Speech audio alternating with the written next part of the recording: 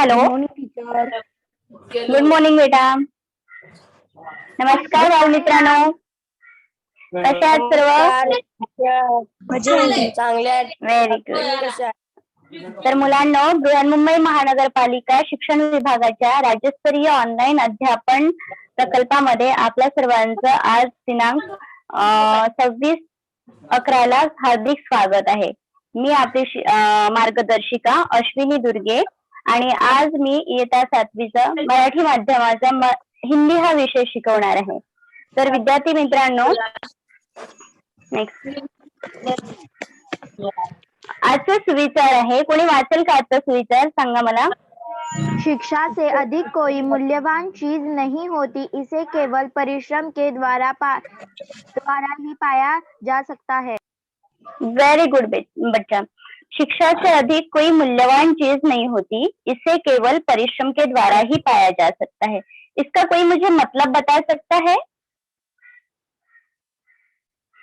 हाँ टीचर. आपको इसका कोई अर्थ बता सकता है, कोई मतलब बता सकता है? ये सुविचार से आपको क्या समझ में आया है? शिक्षा से बड़ी कोई मूल्यवान चीज नहीं होती और इसे सिर्फ परिश्रम के द्वारा. हाँ, वेरी गुड बेटा.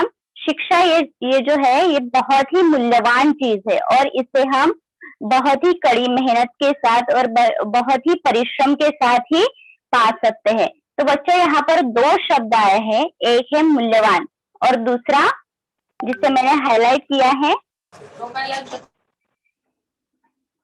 दूसरा शब्द कौन सा है? वेरी गुड, मूल्यवान और परिश्रम. तो इसके बारे में मैं आपको आगे में बताऊंगी कि ये दो शब्दों का क्या मैंने हाईलाइट क्यों किया है. Very good. ये जो चित्र में आपको दिखाई दे रहा है ये क्या है बच्चों? हार. हार. Very good. नेकलेस. हार. नेकलेस, गले का हार, लेकिन हम इसे सिर्फ हार बोलेंगे. तो हार यह शब्द का अर्थ क्या हुआ है? गले का हार. लेकिन साथ में अगर मैं उसके आगे प्र यह शब्द जोड़ती हूँ, प्र यह अक्षर जोड़ती हूँ या शब्दांश जोड़ती हूँ, तो पूरा शब्द क्या बनता है? प्रहार. प्रहार. वेरी गुड, प्रहार. तो अभी देखो बच्चों, प्र मैंने हार के सामने जोड़ा है तो एक नया शब्द हमको मिल गया है, प्रहार. तो प्रहार का अर्थ क्या होगा, किसी को पता है? मारना. Very good. प्रहार आक्रमण करना. प्रहार मतलब किसी पर आघात करना, घायल करना, आक्रमण करना. इसका कोई वाक्य बता पाओगे आप मुझे? मुझ पे 2 लड़कियों ने प्रहार किया. Very good. मुझ पर 2 लड़कियों ने प्रहार किया. बहुत अच्छा. तो जो हार यह मूल शब्द था, इसके सामने मैंने प्र यह शब्द जोड़कर एक नया शब्द बनाया, प्रहार. तो इसका पूरी तरह से अर्थ बदल गया है. ठीक है. वही मैंने प्र के सामने, हार के सामने स यह शब्द जोड़ा तो एक फिर से नया शब्द बन गया है. देखो, संहार. संहार. Very good. संहार का अर्थ क्या हो सकता है? नाश करना. ठीक है, सर्वनाश करना. तो इसका भी कोई एक मुझे वाक्य बता पाओगे आप? कोरोना ने सारा संहार कर दिया. Very good. तो ये जो दो नए शब्द बने हैं, प्रहार और संहार, हार इस मूल शब्द से, तो ये दोनों शब्द के अर्थ अलग अलग होते हैं. तो बच्चों ये जो शब्द जो बने हैं ये किस शब्दांश के जुड़ने पर बने हैं? जैसे प्र और स. प्र यह मैंने शब्दांश जोड़ा हार के साथ तो नया शब्द बना है प्रहार, और स यह शब्द मैंने हार के साथ जोड़कर नया शब्द बनाया है संहार. तो ये जो प्र और स ये दोनों शब्द है जो शब्द के सामने जुड़े हुए हैं, शब्द के आगे जुड़े हुए, मूल शब्द के आगे जुड़े हैं. तो ये शब्द को हम कहते हैं उपसर्ग. क्या कहते हैं? इसको ध्यान में रखना है बच्चों आपको. इस शब्दांश को या इस शब्द को क्या कहते हैं हम? उपसर्ग. क्या कहते हैं? उपसर्ग. Very good. नेक्स्ट. तो हम उपसर्ग की परिभाषा समझते हैं. कोई पढ़ेगा उपसर्ग की परिभाषा? Yes ma'am. शब्दांश या अव्यय जो किसी शब्द के पहले आकर उसका विशेष अर्थ बनता है वह उपसर्ग कहलाता है। Very good. शब्दांश या अव्यय जो किसी शब्द के पहले आकर उसका विशेष अर्थ बनाते हैं वह उपसर्ग कहलाते हैं। इसका अर्थ होता है, जैसे कि मैंने बताया है, कोई भी शब्द या कोई भी अव्यय किसी भी शब्द के पहले आकर, ये जो प्र और स ये दोनों शब्द जो जुड़े थे वो मूल शब्द हार के पहले आकर जुड़े थे, और फिर उसके बाद जो भी शब्द नए शब्द बने हैं उसका अर्थ बदल गया है, विशेष अर्थ हुआ है, तो इसलिए वो दोनों शब्द क्या कहलाए थे? उपसर्ग कहलाए थे। तो शब्दांश या अव्यय जो किसी शब्द के पहले आकर उसका विशेष अर्थ बनाते हैं वह उपसर्ग कहलाते हैं।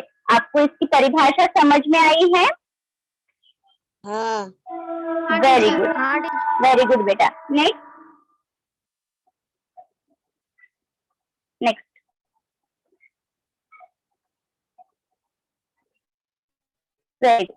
उपसर्ग इस शब्द में दो शब्दांश आए हुए हैं, एक उप और एक सर्ग।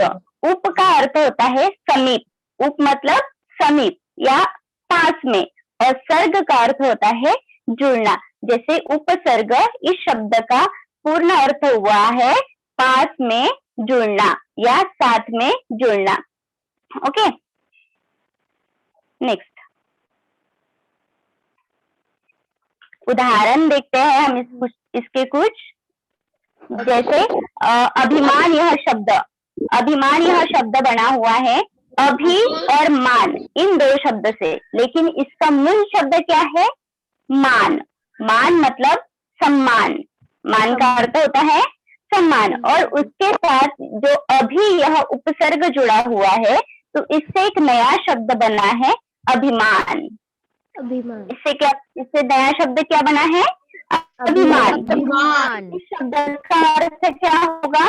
गर्व करना, अभिमान करना। तो अभिमान का अर्थ बदल गया है। जो मान यह मूल शब्द के साथ अभी इस उपसर्ग के जुड़ने पर जो नया शब्द बना हुआ है अभिमान, तो उससे अभिमान शब्द का अर्थ मान इस मूल शब्द का अर्थ बदल गया है, क्योंकि मान का अर्थ हुआ था सम्मान और अभिमान का अर्थ क्या बन गया है? गर्व करना। Very good. उसके बाद आचार यह मूल शब्द है, तो आचार यह मूल शब्द के साथ दूर यह शब्दांश जुड़ा हुआ है, तो इससे एक नया शब्द बना है। क्या शब्द बना है? पढ़ो। दुराचार। Very good. आचार का अर्थ क्या होता है? बर्तन, बिहेवियर या वागणूक, हम मराठी में उसको क्या बोलेंगे? वागणूक। तो ये आचार यह शब्द के साथ दूर यह शब्द जब जुड़ गया है तो उससे जो नया शब्द बना है दुराचार, दुराचार का अर्थ क्या हुआ है? कोई बताएगा मुझे? दुराचार का अर्थ होता है गलत व्यवहार। जो आचार यह शब्द व्यवहार या वर्तन का अर्थ प्रतीत करता है, तो वैसे ही दूर यह शब्द उसके साथ जुड़कर एक नया अर्थ बनाता है, नया शब्द बनाता है जिसका अर्थ अलग है। जैसे दुराचार, यह दुराचार का अर्थ क्या होगा? गलत व्यवहार। उसके बाद एक नया शब्द है योग। योग का अर्थ होता है जुड़ना। क्या होता है? जुड़ना। जैसे हम गणित में देखते हैं एडिशन, जोड़, घटाना, तो ये जो जोड़ है इसे हम क्या कहते हैं? योग कहते हैं। योग का अर्थ होता है जोड़ रहे हैं हम, जोड़ना। तो योग के साथ एक उपसर्ग लगाया नी, तो इससे एक नया अर्थ बना है नियोग। क्या बना है? नियोग। और इसका अर्थ योग से बहुत ही अलग बना हुआ है। इसके बाद है अर्पण। अर्पण शब्द के साथ उपसर्ग प्रति लगाया है, तो एक नया शब्द बना है प्रत्यार्पण। Very good. नेक्स्ट,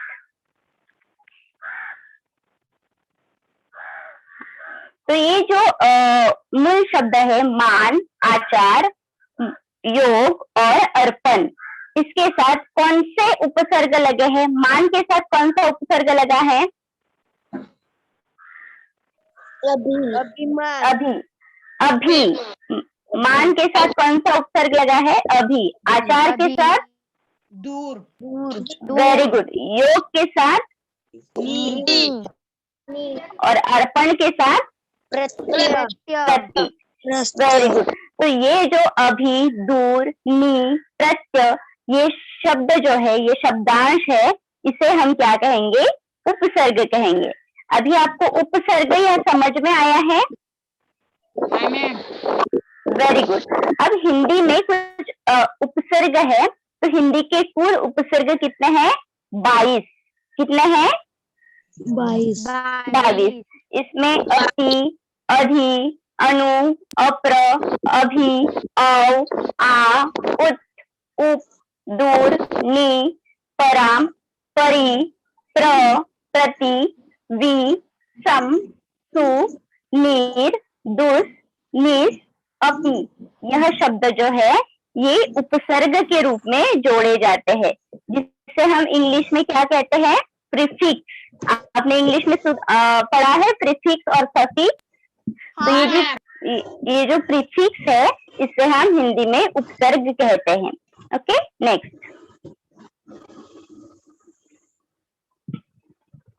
जैसे इसके कुछ उदाहरण है बच्चों। अति। अति यह शब्द जो है, अति का अर्थ होता है अधिक। अधिक का अर्थ होता है ऊपर। जैसे अति के साथ अतिरेक, यह शब्द जो जुड़ा हुआ है, तो अति और रेक ये दो शब्द बनकर जोड़कर अतिरेक यह शब्द बना है। तो इसमें उपसर्ग कौन सा है? अति। अधि। अधि का अर्थ होता है ऊपर या अधिक। अनु का अर्थ बाद, पीछे, साथ या पास में, ऐसे अनेक अर्थ इसके साथ कनेक्ट होते हैं। अप का अर्थ होता है दूर, गलत, पीछे या नीचे। अपि का अर्थ होता है ऊपर रखना या जोड़ना। अभी का अर्थ होता है ऊपर या तरफ। नीचे। अप का अर्थ होता है नीचे या दूर। आ का अर्थ होता है तरफ, पास, विरुद्ध, सीमित। उत और उद ये दो उपसर्ग का अर्थ होता है ऊपर। उप का अर्थ होता है पास या कम और या दूसरा। दूस, दूर, दू, इन तीनों शब्द का जो अर्थ होता है बुरा, कठिन या कम। नी का अर्थ होता है अंदर। निस, नीर और नी, इससे अर्थ होता है नकार, दूर, ये इसके अर्थ है। पराग का अर्थ होता है दूर या बाजू में। परि का अर्थ होता है गोल, बारे में या पूर्ण। प्र इस उपसर्ग का अर्थ होता है अधि या दूर। प्रति का अर्थ होता है तरफ, विरुद्ध, ऊपर और पीछे। वि का अर्थ होता है के बिना, दूर, विरुद्ध, अधिक और अलग। सम का अर्थ होता है साथ में, समान, पूर्णतः। और सु का अर्थ होता है अच्छा या आसान। ये जो सारे शब्द है ये उपसर्ग है और यह किसी भी शब्द के साथ शब्द के पहले जोड़कर आते हैं, तो ये इसका एक नया शब्दांश बन जाता है और उसका अर्थ अलग होता है। नेक्स्ट। अभी देखिए यहाँ पर कुछ उदाहरण आपके सामने है। जैसे अ यह शब्द है, अ यह शब्दांश या अ यह उपसर्ग के क्या क्या शब्द बनाए हुए। जैसे अ से बनाया है अमोल। अमोल का मूल शब्द होता है मोल और उसके साथ अ यह उपसर्ग जोड़कर एक अमोल शब्द बना है। मतलब उसका कोई भी इतना मूल्यवान है, बहुत ही ज्यादा मूल्यवान है, ऐसा इसका अर्थ होता है। फिर अनपढ़, अ यह शब्द पढ़ के साथ जोड़कर एक नया शब्द बना है अनपढ़। अजान, अगाध, ये जो शब्द बने हुए हैं ये अ इस उपसर्ग के जोड़ने के साथ बने हैं। फिर अति यह शब्द जो है, अति यह उपसर्ग रिक्त, अतिशय, अतिकाल, अतिक्रमण इस शब्दांश के साथ जुड़कर आए हैं। वैसे ही अध, अधपका, अधजला, अधमरा इस तरह से सारे जो शब्द है, ये जो सारे उपसर्ग है, आप लिस्ट में देख सकते हो 22 तक 21 तक लिस्ट है आपकी। तो ये लिस्ट में जो शब्द दिखाई दे रहे हैं ये उपसर्ग के बनाए हुए शब्द हुए। आप इसको अच्छे से पढ़ सकते हो। जब पीपीटी आपको शेयर की जाएगी उसमें आपको बहुत ही अच्छे से आपको समझना है। नेक्स्ट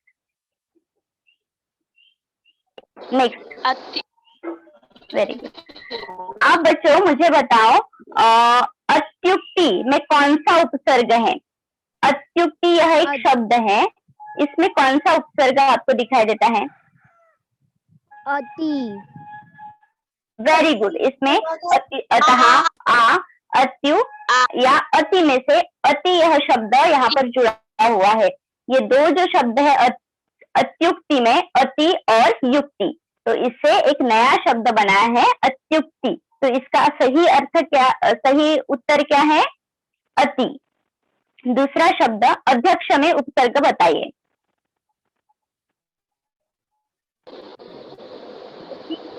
अधि, अध्य या अध? अध। वेरी गुड, अध। इसमें अध यह शब्द यक्ष के साथ जुड़ा हुआ है, तो इससे एक नया शब्द बना है अध्यक्ष। नेक्स्ट अनुज। अनुज यह शब्द में कौन सा उपसर्ग लगा हुआ है?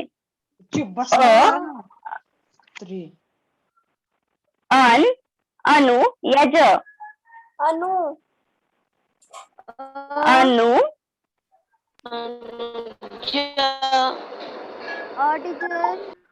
Good, very good. अधिभार में उपसर्ग छाटिए। अधिभार में कौन सा उपसर्ग लगा हुआ है? आसान है, देखिए अ, अधिभार या अध। वेरी गुड, अधि। तो आपको उपसर्ग समझ में आया है? हाँ टीचर। नेक्स्ट उसके साथ जैसे हम प्रीफिक्स पढ़े हैं उपसर्ग, उसी के उल्टा होता है प्रत्यय। अब जो उपसर्ग में हमने देखा है कि किसी शब्दांश के सामने में कोई भी किसी मूल शब्द के सामने में कोई भी शब्दांश या अव्यय जुड़कर आता है, तो प्रत्यय में क्या होता है? उस शब्दांश के बाद में या मूल शब्द के बाद में कोई भी शब्दांश या अव्यय जोड़कर आता है तो उसे हम प्रत्यय कहते हैं। तो इसका परिभाषा है, कोई पढ़ेगा?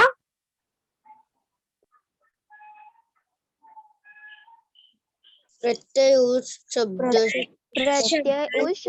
को कहते हैं जो किसी शब्द के अंत में आकार विभिन्न अर्थों में प्रकट करते हैं।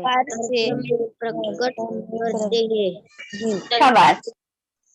प्रत्यय, इससे हमें यह बोध होता है कि जो प्रत्यय शब्द प्रत्यय जो है ये किसी मूल शब्द के अंत में, मतलब शब्द के बाद में जुड़कर आते हैं और उससे भी एक नया शब्द बनकर नया उसका अर्थ होता है।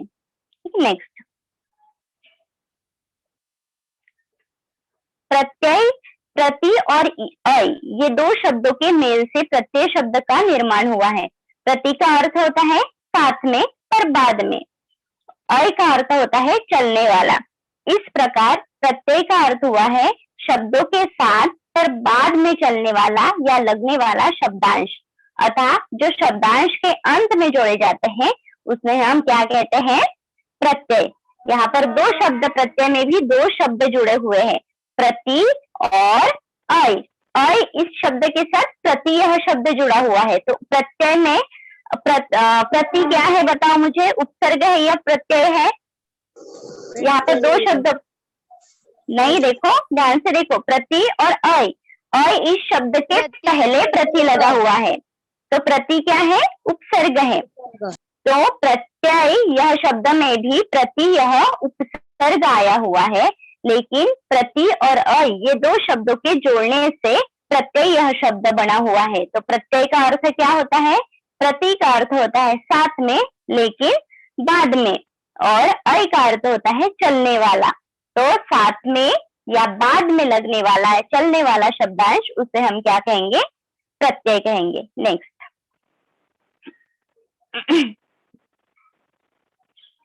इसके कुछ उदाहरण है। जैसे समाज यह मूल शब्द है और इसमें एक, समाज में एक यह शब्द जोड़ने पर सामाजिक यह एक नया शब्द बनता है। ठीक है। सुगंध, सुगंध ये एक मूल शब्द है। सुगंध में ईत यह शब्द जोड़कर सुगंधित यह नया शब्द बनता है। भूलना, भूलना यह मूल शब्द है, लेकिन भूलना के साथ अक्कर यह शब्द जुड़कर कौन सा नया शब्द बना है? भुलक्कड़। Very good. मीठा के साथ, मीठा इस मूल शब्द के साथ आस यह शब्द जोड़कर एक नया शब्द बनता है, मिठास। लोहा के साथ आर यह प्रत्यय जुड़कर एक नया शब्द बना है, लोहार। नाटक के साथ कार यह शब्द, कार यह प्रत्यय जोड़कर नाटक का यह नया शब्दांश तैयार हुआ है। बड़ा के साथ आई इस शब्द को जोड़कर क्या एक नया शब्द बना है? बड़ाई। टीक के साथ आओ यह शब्द जुड़कर क्या नया शब्द बना है? टिकाऊ। बीक के बाद आओ यह शब्द जोड़कर एक नया शब्द बन गया है, बिकाऊ। तो ये जो शब्द जो बने, ये जो मूल शब्द है, समाज, सुगंध, भूलना, मीठा, लोहा, नाटक, बड़ा, टीक, बीक, यह जो है मूल शब्द है। और मूल शब्द के साथ ईक, ईत, अक्कड़, आस, आर, कार, आई, आऊ, आऊ इस तरह के प्रत्यय जोड़े गए हैं। क्या जोड़े गए हैं? प्रत्यय। और ये जो मूल शब्द है यह उसके अंत में या बाद में जोड़े गए हैं। समाज के साथ ईक, मतलब समाज के बाद में ईक जोड़कर नया शब्द बनाया है, सामाजिक। तो ये जो प्रत्यय जो है ये शब्दांश के मूल शब्द के बाद में या अंत में जोड़े जाते हैं। नेक्स्ट, इसके साथ और कुछ उदाहरण है। होन के साथ हार, होन के बाद में हार यह शब्द प्रत्यय जोड़कर होनहार यह एक नया शब्द बन जाता है। लेन के बाद में दार यह शब्द जोड़कर एक नया शब्द बनाते हैं, तो उससे क्या बनता है? लेनदार। घट के साथ इया, घट के बाद इया यह शब्द जोड़कर घटिया यह शब्द बनाया गया है। गाड़ी के बाद वाला शब्द जोड़कर क्या बनाया है?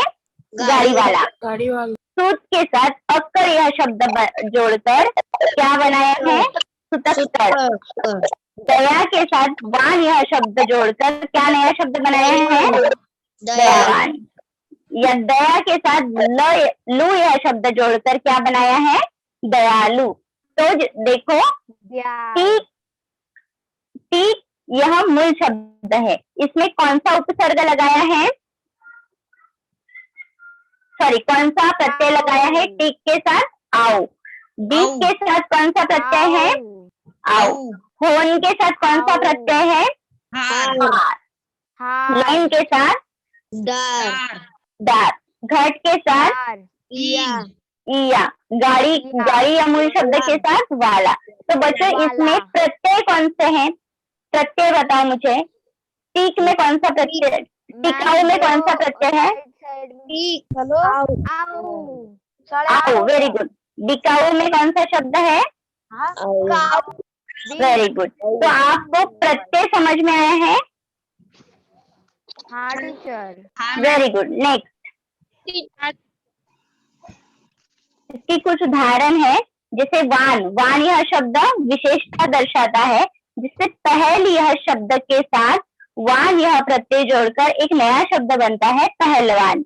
और बल के साथ वान यह शब्द या वान यह प्रत्यय जोड़कर एक नया शब्द बनता है, बलवान। वैसे ही धनवान, विद्यावान, विद्वान, बलवान और ऐसे अनेक शब्द वान वान यह प्रत्यय के जोड़ने से तैयार होते हैं। नेक्स्ट, भगवान। जैसे हाँ, वेरी गुड, भगवान।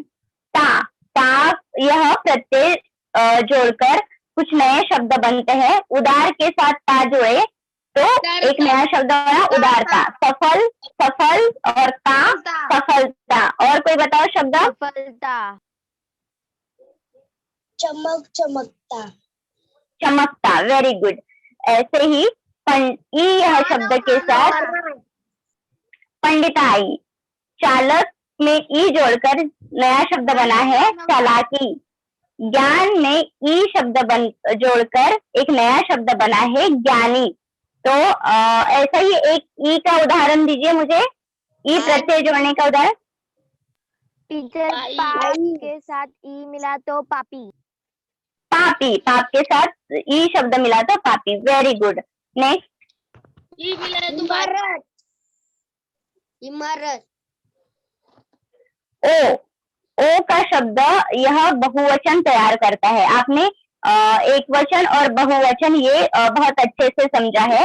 जिससे भाषा, उसमें ओ यह प्रत्यय जोड़कर भाषाओं, शब्द में ओ प्रत्यय जोड़कर शब्दों, वाक्य में ओ जोड़कर वाक्यों, कार्य में ओ यह प्रत्यय जोड़कर कार्यों। ऐसे और एक आध उदाहरण बताओ मुझे।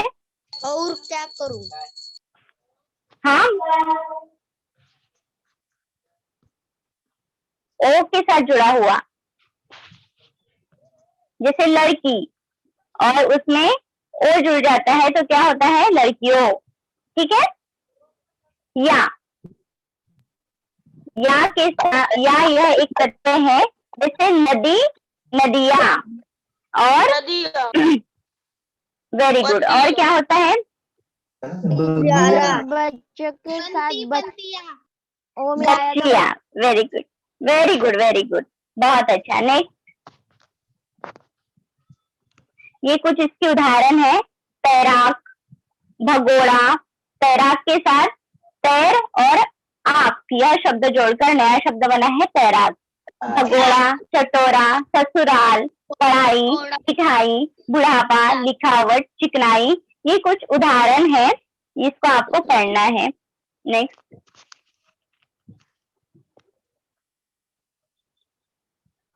हाँ, कुछ कुछ शब्द ऐसे हैं जिसमें उपसर्ग और प्रत्यय दोनों शब्द लग कर आते हैं। जैसे अभिमानी, अभिमानी यह जो शब्द है, इसमें अभी यह उपसर्ग लगा है। जो मान, इसका मूल शब्द है मान। मान, इस मूल शब्द के सामने अभी यह उपसर्ग लगा है, और मान इस मूल शब्द के बाद में ई यह शब्द लगाया है। तो मान, अभी, मान और ई, इन तीनों शब्दों को जोड़कर एक नया शब्द बना है अभिमानी। वैसे ही अप, मान और ईत, इससे एक नया शब्द बना है अपमानित। इसका मूल शब्द है मान, और इसमें उपसर्ग क्या लगाया है? अपमानित में उपसर्ग क्या है? मान। अपमान में उपसर्ग कौन सा है? Up, very good. और इसमें प्रत्यय कौन सा है? इस, वेरी गुड। परिपूर्णता में उपसर्ग कौन सा है? Very good. और प्रत्यय क्या है? मान। परिपूर्णता, पूर्ण। ता, ता, ता, इसमें सिर्फ ता यह प्रत्यय लगाया हुआ है। उसके बाद दुस्साहसी, ये मैंने साहस का शब्द आपको बताया है। साहस के साथ दु यह उपसर्ग लगाया है और ई यह प्रत्यय लगाया है। बद चलनी,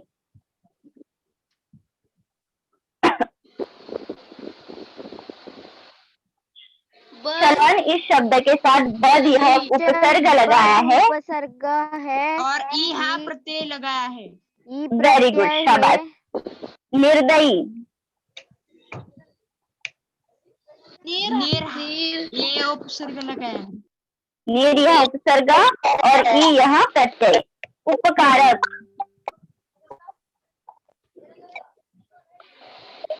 उपकारक में उप यह उपसर्ग और क यह प्रत्यय। Very good. नेक्स्ट, ये शब्द लगाया है लाभ का, शुभ लाभ का। यहाँ पे कुछ आपको प्रश्न उत्तर दिए हैं, ये आपको खुद करना है। देखिए, इस प्रत्यय किस शब्द के साथ जुड़ा है, जैसे सीख, दैनिक, नायक या प्रत्येक।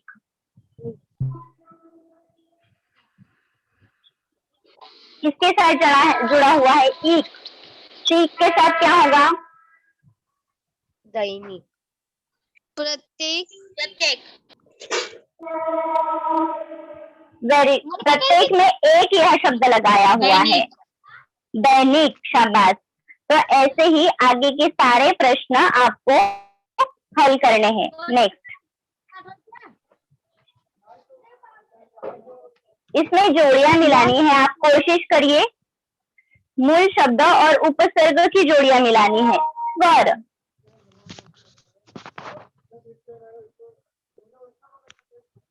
स्वर के साथ कौन सा शब्द जाएगा? उपहार। टीचर, उपहार 6 नंबर का। ओके। क्रिया के साथ देखो, क्रिया के साथ जैसे प्रति, यह प्रतिक्रिया। सफल के साथ असफल। असफल। देशी के साथ, देशी के पहले क्या जोड़ेगा? विदेशी। Very good. अध्यक्ष के साथ स्वदेशी भी आएगा, स्वदेशी भी आएगा, लेकिन स्व यह शब्द यहाँ पर नहीं है बेटा, तो हम विदेशी देशी के साथ वी यह शब्द जोड़ेंगे। अध्यक्ष के साथ उपाध्यक्ष, हार के साथ प्रतिहार, प्रतिहार, और सेवक के साथ उपहार भी आएगा, स्वयं सेवक। स्वयं सेवक। Very good, very good. Next, ये सब उपसर्ग है और अभी हम प्रत्यय की जोड़ियां मिलाएंगे। मूल शब्द है और शब्दांश दिए हैं। शक्ति यह शब्द के साथ क्या प्रत्यय आएगा? शक्तिशाली। ईमान, इस प्रत्यय के, ईमान इस शब्दांश के साथ प्रत्यय कौन सा जोड़ेगा? ईमानदारी। होशियार, होशियार। होशियारी। तो क्या लगेगा यहाँ पर? लगेगा। Very good. घबरा, घबराहट। तो यहाँ पर नहीं, घबराई नहीं, घबराहट होता है। तो घबराहट के साथ, घबरा के साथ आहट यह शब्द प्रत्यय जुड़कर घबराहट यह शब्द बनेगा। लिखा, लिखावट, लिखावट। क्रांति, क्रांतिकारी, क्रांतिकारी। Very good. मीठा, मीठा या मिठाई, इसमें मिठाई यह शब्द या प्रत्यय जोड़कर, वाला या यह शब्द भी जोड़कर यह प्रत्यय बनेगा। Very good. नेक्स्ट, अब आपकी किताब के पेज नंबर 17, यहाँ पर कुछ शब्द दिए हैं, जैसे दिन। दिन यह एक मूल शब्द है। दिन में प्रति यह शब्द या उपसर्ग लगाकर प्रतिदिन यह नया शब्द बनाया है। वही दिन के साथ भर यह प्रत्यय जोड़कर दिन भर यह शब्द बनाया है। तो प्रतिदिन का अर्थ होता है रोज, और दिन भर मतलब पूर्ण दिवस या पूरा दिन। तो ये एक नए 2 शब्द बने हैं, तो इनके अर्थ अलग अलग है। तो दिन में उपसर्ग कौन सा लगाया है, बताओ मुझे। प्रति। दिन में प्रति।